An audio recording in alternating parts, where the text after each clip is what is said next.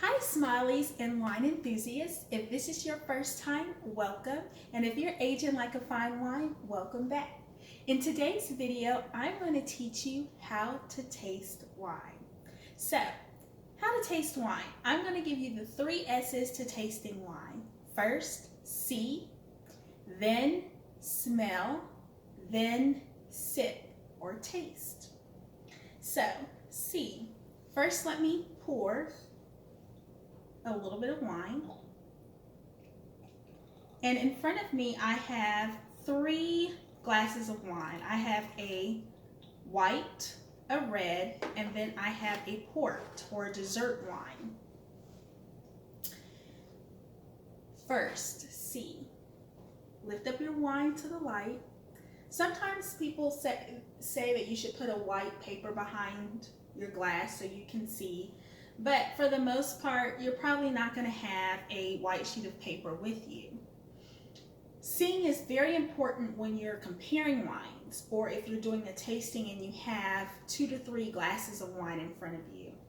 So if I hold up these 2 glasses of wine, they're both reds, I can see which wine is a little deeper, and this is where the white paper comes in handy.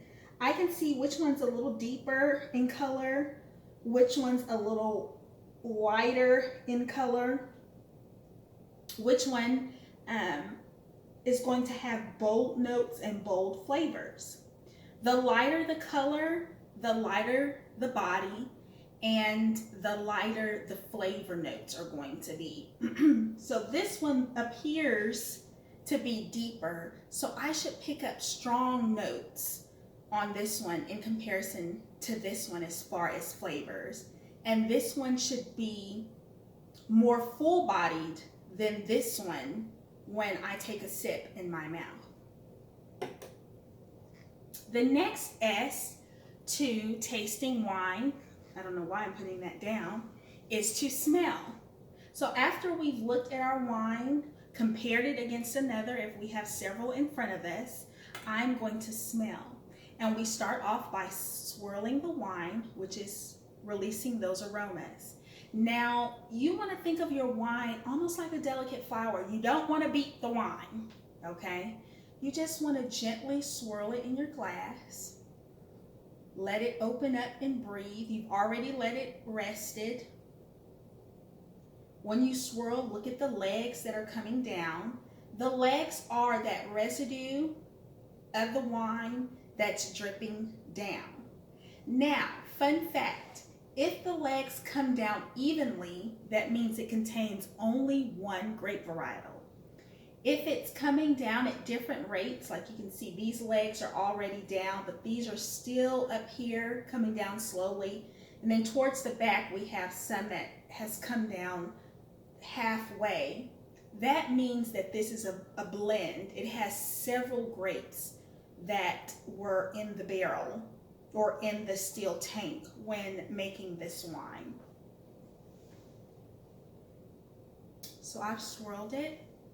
I usually close my eyes when I smell. I don't know if other people do that, but natural habit, I'm trying to focus in on what I'm intaking. And you want to make sure that you're breathing, taking deep breaths while you're smelling your wine.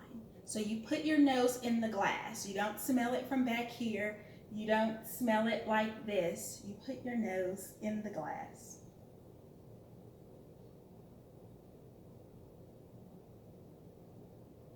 And usually by the second or third smell, you'll start picking up the aromas.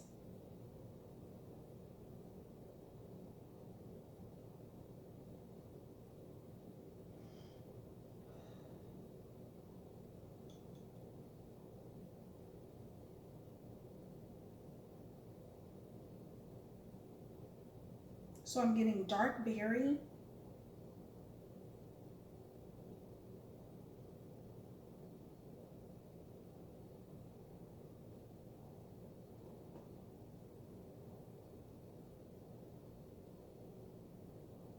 I'm getting earth,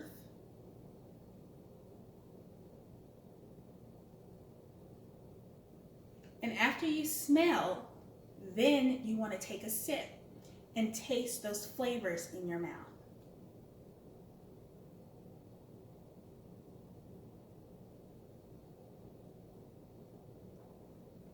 You want to let the wine coat your cheeks.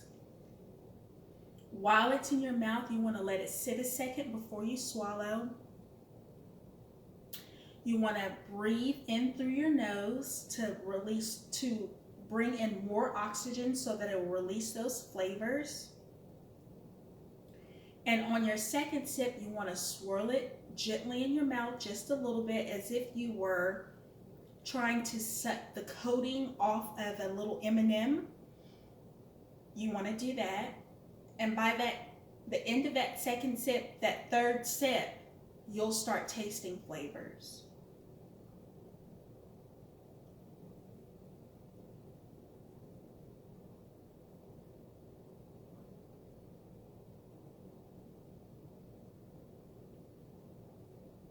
I'm already picking up notes of earth, of espresso,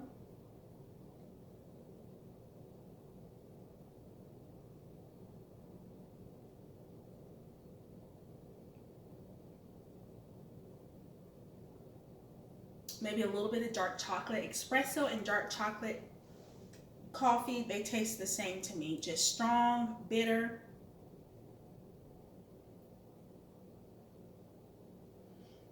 And then after you have moved it around on your cheeks a little bit, you can tell if the wine is light-bodied, full-bodied.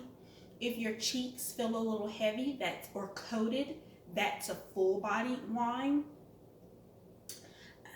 If you don't feel that, it's light-bodied. If your cheeks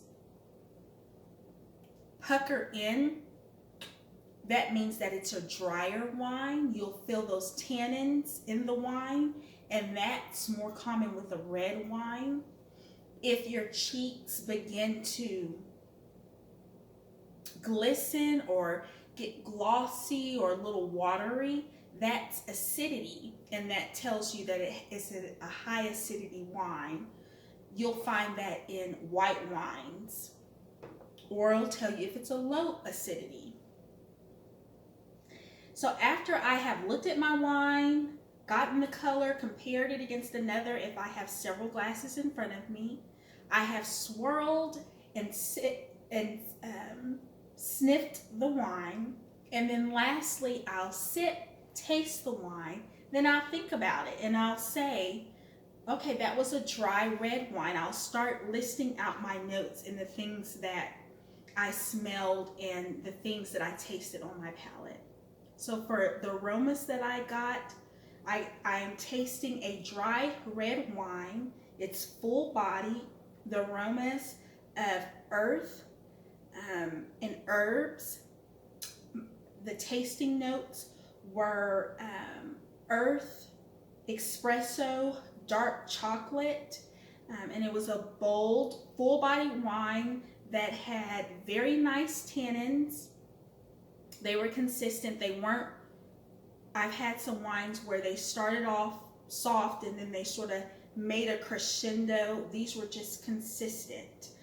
And pairing, then I think about something that I would like to eat with this, or if I would just like it by itself. And so that is how you taste a wine. Now, as you notice, I talked about things that I smelled and things that I tasted after smelling and taking a sip of this wine. I want to encourage you to explore. If you've never smelled a flower, how are you going to pick up those flower notes? If you've never tasted an apricot, how are you going to pick up those apricot notes? So one of the things that I love about wine is that in every glass, I'm on an adventure. One of the wines that I've tasted, it was a white wine, I don't remember. It reminded me of San Francisco, Pier 39. I started picking up the mineral notes, some water, the difference between fresh water and salt water, I picked up those notes in wine, but had I never gone to San Francisco, I wouldn't know to compare the two. And as far as tasting, I didn't taste the San Francisco water, but the first time I ate an oyster, I was like, oh my goodness, this reminds me of San Francisco. And I started saying, okay, these are mineral notes. So when I tasted a white wine, and I could pick up mineral notes because I had tasted an oyster before and because I had been to San Francisco. So I really encourage you to explore this world around you, explore different foods, be adventurous, and that will really help you when you are trying wines. Pick up notes such as floral and mineral and herb. If you don't cook, you don't know what basil and oregano and rosemary taste like. If you've never been to a farm to taste it or to smell it, if you've never been down south where there's red dirt, then you wouldn't know those earth notes. You wouldn't know what earth and bold earth and sand tastes like or smell like. If you've never been in the fields of grass, you wouldn't pick up that. If you've never been around a barbecue pit, then you wouldn't pick up smoke notes. Or if you've never been around someone who smokes. If you've never been around lavender, you wouldn't know. So I encourage you to explore. I hope that you enjoyed this video and that encouraged you to get out and try new things and to be adventurous. So I enjoyed this video. I hope you enjoyed it. Drop some comments below of the most unique tasting note that you ever have experienced. And if you remember the bottle of wine that it was with, drop that in the comments below as well. You can follow me on Instagram at SmileyDannyGirl, and you can check out my blog at www.smilingdanny.com. I will see you enthusiasts in my next video. Bye!